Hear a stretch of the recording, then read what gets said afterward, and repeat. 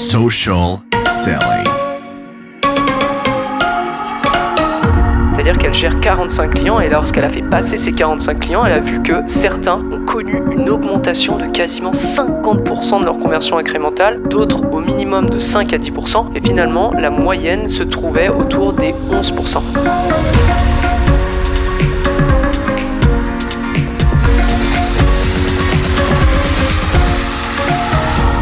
Bonjour à tous, mon nom est Antoine Dalmas et vous êtes bien sur Social Selling, le podcast dédié à la publicité Facebook et présenté par J7 Media. Autour de moi, j'ai deux personnes. J'ai Antoine Gagné, président fondateur de l'agence. Comment ça va, Antoine ? Ça va très bien, Antoine. Et toi ? Ça va excessivement bien parce que je suis aussi en présence d'une autre personne qui s'appelle Nathaniel Letourneau-Ross, directeur de la stratégie chez J7 Media. Comment ça va, Nat ? Ça va très bien aussi, merci beaucoup. Eh ben écoutez, c'est super. Je vous ai convoqué au micro parce qu'on a un très gros topic à discuter et surtout parce qu'on sort d'un meeting avec Meta concernant ce même sujet. Sans trop vous faire attendre et parce que de toute façon vous l'avez vu dans le titre, nous allons parler du Conversion API, CAPI, à partir de maintenant, pour ceux qui veulent, qu'on pourra appeler CAPI d'ailleurs au cours de l'épisode. Je sais pas combien de temps ça va durer, ça va être un peu de la réaction comme quand on avait parlé de l'iOS 14 la première fois, Antoine, je sais pas si tu te souviens, mais j'ai le sentiment que c'est un sujet qui pose énormément de problèmes aux médias buyers, donc allons-y. Est-ce que quelqu'un veut se lancer déjà pour nous expliquer à peu près concrètement ce qu'est le Conversion API et l'origine de sa création? Ben regarde, je vais me lancer, Antoine, parce que j'ai eu la chance récemment d'animer un atelier avec tous les gens qui font partie du mastermind de Martin Latulippe. Et d'ailleurs, on a parlé du Conversion API. Donc, peut-être pour faire ça excessivement simple, c'est bien de repartir un petit peu à la base, de comprendre pourquoi le Conversion API et pour quelles raisons ça va être aussi important, surtout dans l'année qui va venir. Donc, on le sait, la publicité sur Facebook, c'est ça qu'on connaît, c'est de ça qu'on parle sur social selling. La raison pourquoi on est capable d'avoir des résultats et de comprendre si une publicité fonctionne ou une publicité ne fonctionne pas, c'est grâce au pixel Facebook. Et le pixel Facebook, encore une fois, pour donner une image à l'audience, je pense que notre audience sait c'est quoi un pixel Facebook, mais on va quand même retourner à la base. C'est une petite caméra de surveillance quasiment qui est sur le site web d'un client et qui renvoie de l'information à Facebook à savoir si un client fait des ajouts au panier et des achats. Et cette petite caméra de surveillance-là va réagir à partir du site web, mais elle est installée sur le navigateur. Donc, le pixel va recevoir des informations et c'est à partir du navigateur, de votre navigation sur Internet, que ce pixel-là va renvoyer de l'information à Facebook. Votre navigateur peut être Google Chrome, Safari, bref, il y en a plusieurs des navigateurs. Et on le sait, cette année, c'est la fin des cookies tiers. Donc, tout ce qui est relié à des cookies tiers pour Google et qui va être déclenché à partir de des navigateurs, ben ça s'en va. Ça s'en va, c'est la fin de tout ça. Et tranquillement, si c'est la fin des cookies tiers, vous aurez compris que les navigateurs ne pourront plus renvoyer de l'information à Facebook. Donc, qu'est-ce qu'on fait? Qu'est-ce qu'on fait dans une situation comme ça? Facebook va pas, du jour au lendemain, empêcher les annonceurs d'avoir une vision sur leurs investissements Facebook. Ils devaient réagir. Et si on regarde bien ce qui se déroule, donc on a le gestionnaire de publicité Facebook à gauche, le navigateur au centre et le site Internet de notre client à la droite, et il y a le navigateur au milieu qui pose problème, ben, qu'est-ce que Facebook a décidé de faire? Comme tous les autres canaux publicitaires, c'est de couper, pardonnez-moi l'anglicisme, le middleman et de prendre l'information du serveur du site web et de le renvoyer directement à Facebook en excluant le navigateur. Et c'est ce qu'on appelle une intégration server to server. Et Facebook a donné le nom de l'API de conversion à cette intégration, on va dire ça comme ça.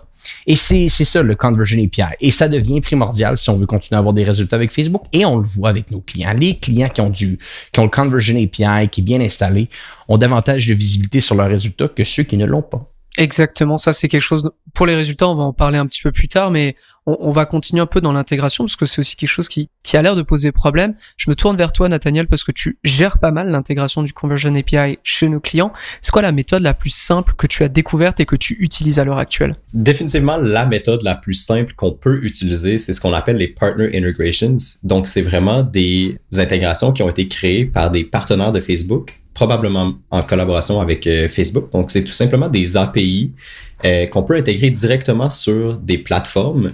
Il y en a de différentes natures, donc pour les e-commerce, pour les website platforms, pour les Customer Data Platforms aussi, pour les CRM et il y a également les options de tag management.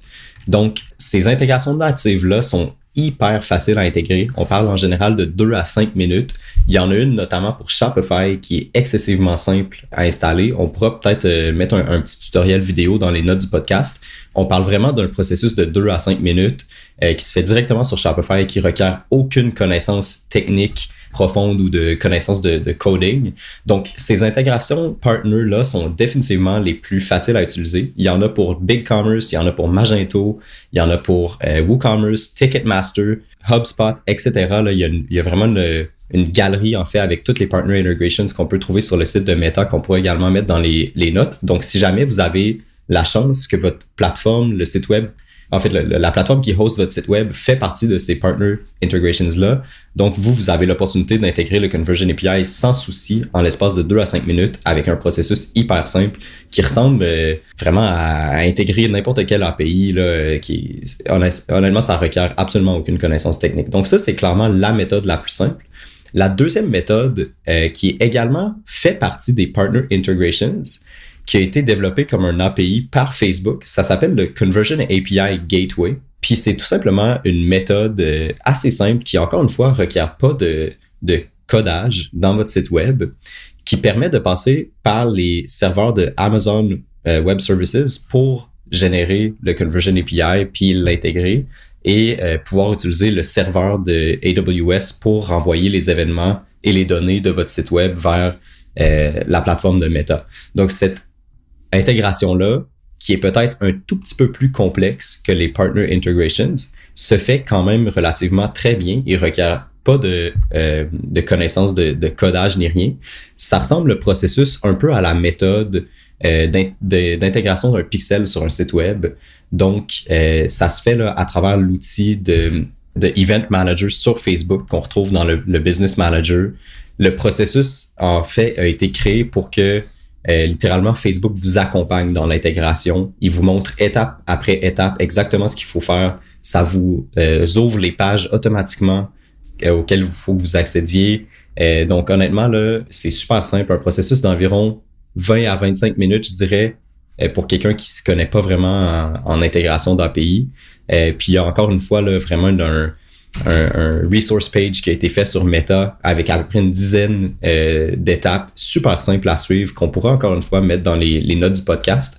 Donc, il y a quand même là, si vous vous retrouvez à avoir un site web qui est hosté sur une plateforme qui n'a pas de partner integration direct, Facebook ont lancé ce Conversion API Gateway pour être une alternative hyper simple à utiliser qui est très efficace. Ce qui va arriver en fait, c'est que tout va se updater automatiquement. Donc, s'ils font des updates au Conversion API, il va quand même, ça va être quand même appliqué à votre méthode d'intégration avec le Conversion API Gateway. Puis, la seule chose que ça requiert, en fait, là, c'est tout simplement d'avoir un compte AWS qui va être chargé à peu près entre 60 et 100 $ US par mois. Puis ça vous permet d'obtenir vos événements et vos données à travers le serveur, ce qui est vraiment une plus-value pour votre entreprise. Donc, on va vraiment s'assurer d'avoir plus de données qui rentrent dans la plateforme, une meilleure qualité, un plus grand volume, puis tout va se updater automatiquement dès qu'il va y avoir un update sur le Conversion API Gateway. Donc, c'est vraiment une bonne façon de faire l'intégration. C'est une méthode que tu m'avais donnée, que j'ai appliquée pour J7, et effectivement, c'est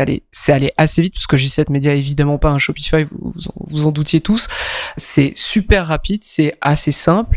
Et d'ailleurs, j'en profite aussi parce que c'est pas mentionné pour l'instant par Meta, mais ça nous a été mentionné par notre account manager.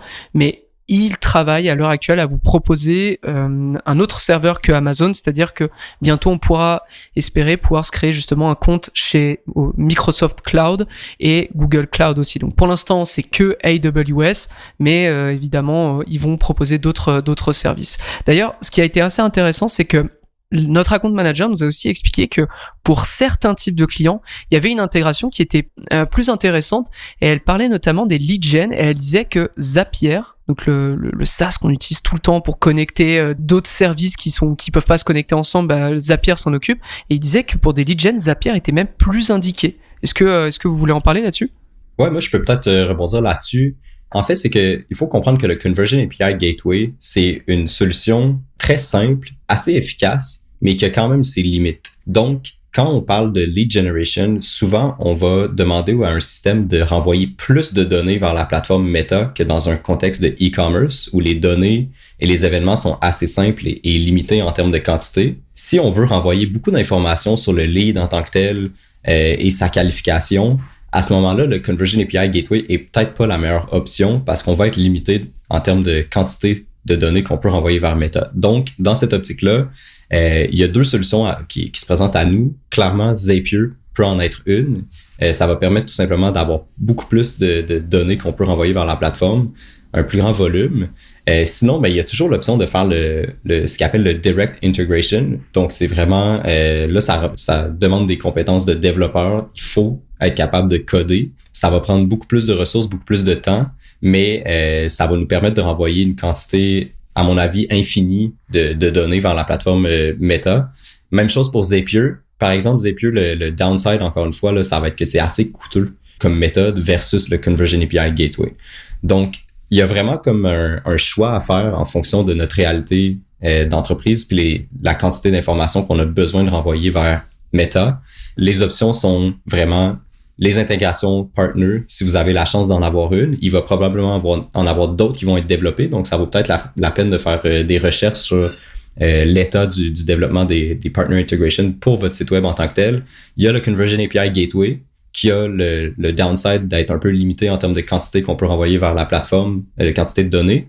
Ensuite, l'option Zapier, qui est peut-être plus adaptée pour un lead generation ou le direct integration avec du développement et du codage directement dans votre site web. Cette fois-ci, c'est vraiment le downside, c'est que ça requiert clairement une connaissance technique approfondie. Exact. Donc, tu as à peu près trois solutions et par rapport à ton type d'entreprise.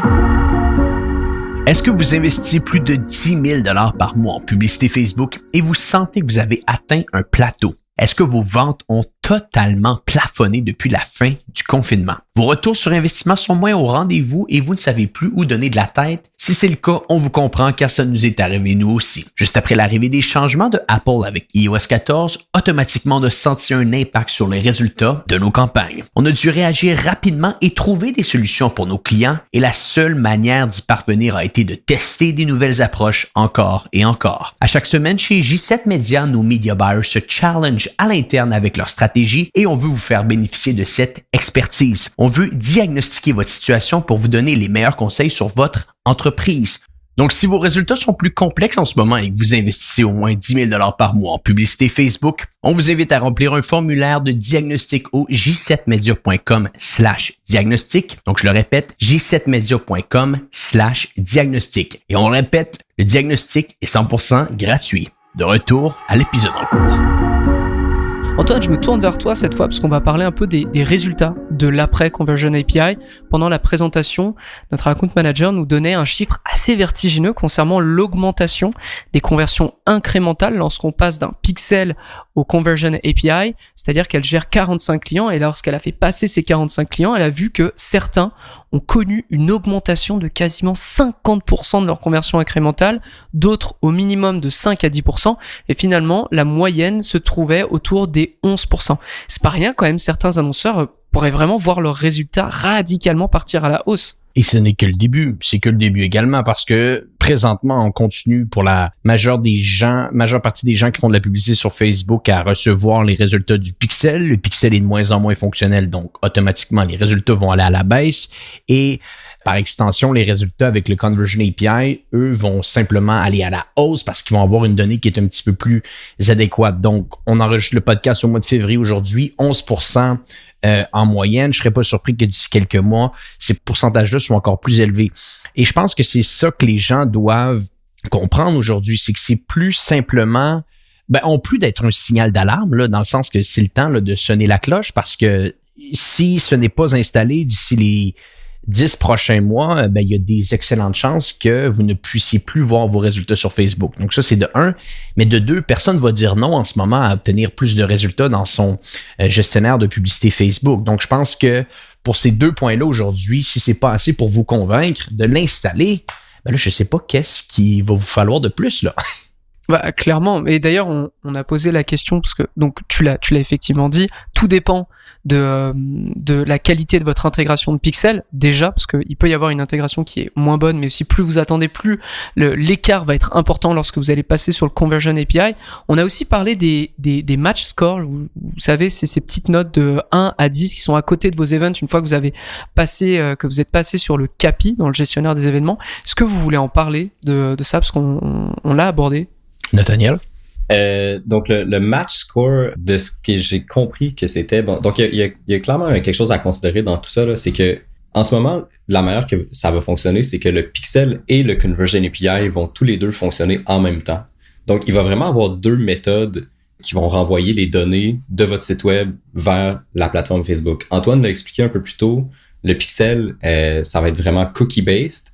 Le Conversion API va renvoyer les données, lui, à travers un serveur. Ensuite, une fois que les données arrivent sur la plateforme, ben, ils vont être, dans le fond, ils vont être présents deux fois, mais d'une façon totalement inutile. Puis là, le système, à ce moment-là, va, ce qu'on appelle dédupliquer les événements, puis il va, dans le fond, faire un match entre les événements, les données qui arrivent du pixel, des cookies, et celles-là qui arrivent du Conversion API sur le serveur, pour les matcher ensemble et décider, dans le fond, si c'est le même événement, la même personne, le même utilisateur et tout.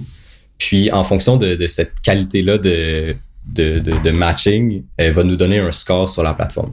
Puis peut-être un point que j'aimerais rajouter là-dessus, parce qu'il y a beaucoup de gens qui se posent des questions, ils regardent leurs résultats sur le Events Manager, ils se disent, bon, j'ai une note de 2, j'ai une note de 3, j'ai une note de 4 sur 10, j'ai une note de 8 sur 10. Là, ce qui est important de comprendre, c'est qu'on ne vise pas 10 ici. OK, on ne vise pas 10. Bien entendu, on veut toujours avoir de la perfection dans tout ce qu'on fait dans la vie. Mais ici, on a eu des données confirmées par les gens chez Meta. Donc, tout ce qui est au-dessus de 3 est considéré comme bon. Au-dessus de 5, c'est ce qu'il y a de idéal. Et bon, il y a certaines intégrations, comme avec Shopify, on risque d'avoir un score qui va toujours être au-dessus de 5, du moins pour l'événement d'achat. Donc là, c'est important pour les gens qui nous écoutent aujourd'hui. Si vous n'avez pas 10, ça ne veut pas dire que votre API de conversion n'est pas fonctionnel. Ça va être une mauvaise compréhension de la situation.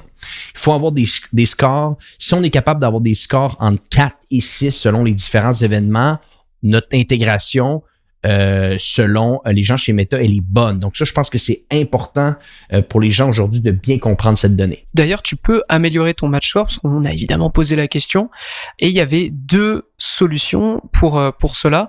Alors la première, je pense que tout le monde peut le faire, c'est déjà activer le Automatic Advanced Matching à partir des settings du Event Manager. Donc c'est un petit bouton à cliquer et à mettre à on.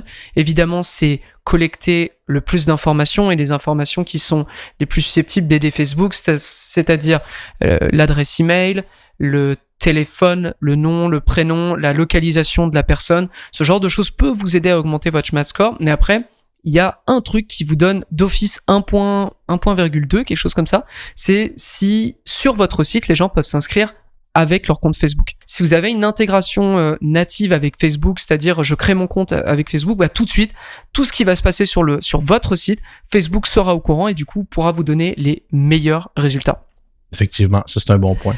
Et ouais, tu vas en...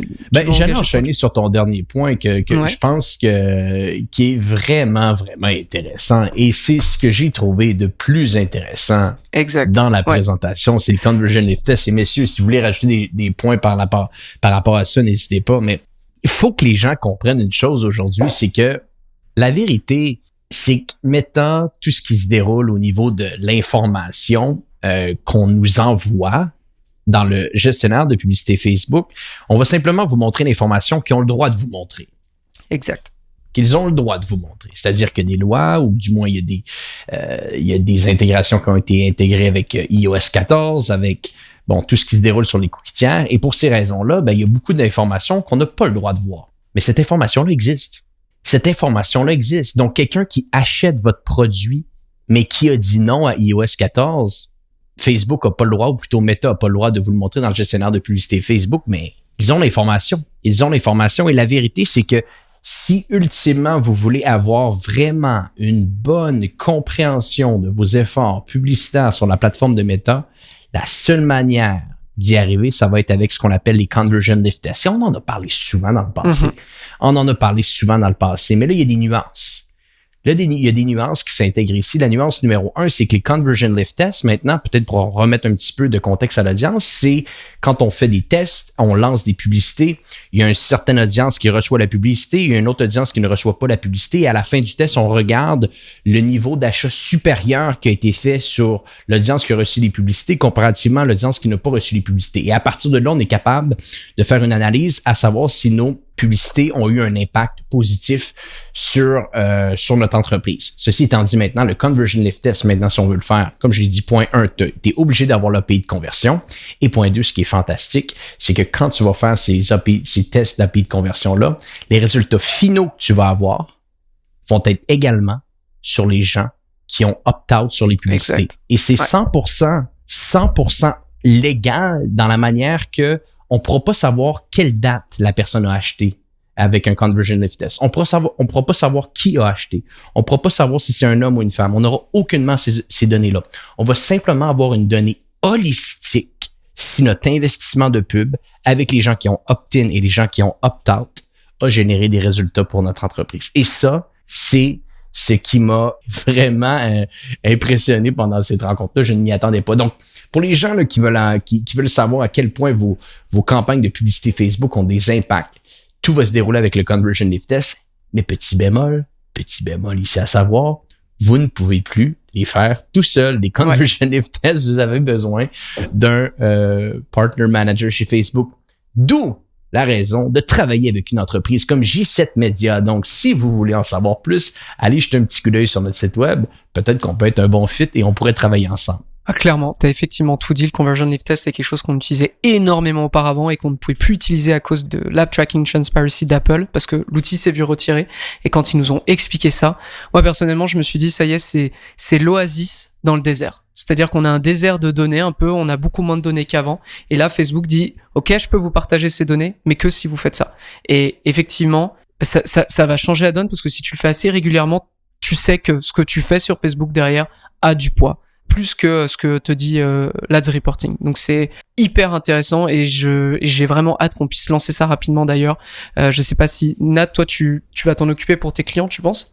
Ben oui, définitivement. Pour tous les clients qui vont nous le demander, on va s'en occuper. C'est super intéressant. Comme Antoine l'a dit, là, c'est tout simplement, ils peuvent pas rattacher les données à un single user, mais ils peuvent le faire dans une vision holistique. Puis ça va nous permettre d'avoir le retour sur investissement réel pour nos clients sur une période assez prolongée. Puis ça, ben regarde, c'est la valeur la plus importante qu'on peut obtenir. Donc, très, très hâte de tester ça. Évidemment. Donc vous aurez compris, on va suivre évidemment le Conversion API à la loupe. On vous parlera, je pense, probablement de ce qu'on arrive à faire sur les Conversion Lift Tests. On va terminer là-dessus, messieurs. Est-ce que vous avez un dernier mot pour la fin? Ça a été très intéressant. Merci. Toujours plaisant de parler sur social selling. Donc, Antoine, est-ce que c'est toi qui dis qu'on se revoit bientôt pour un prochain épisode de Social Selling? Est-ce que c'est toi qui le dis? Je vais devoir te voler la vedette, mais effectivement, oubliez pas aussi qu'on cherche activement des directeurs de compte chez J7 Media. Il suffit de vous rendre sur l'onglet carrière de j7media.com pour connaître tous les détails. Et effectivement, je vous remercie tous de nous avoir suivis pendant cet épisode et je vous donne rendez-vous au minimum mercredi prochain. Portez-vous bien. Social selling. Social selling.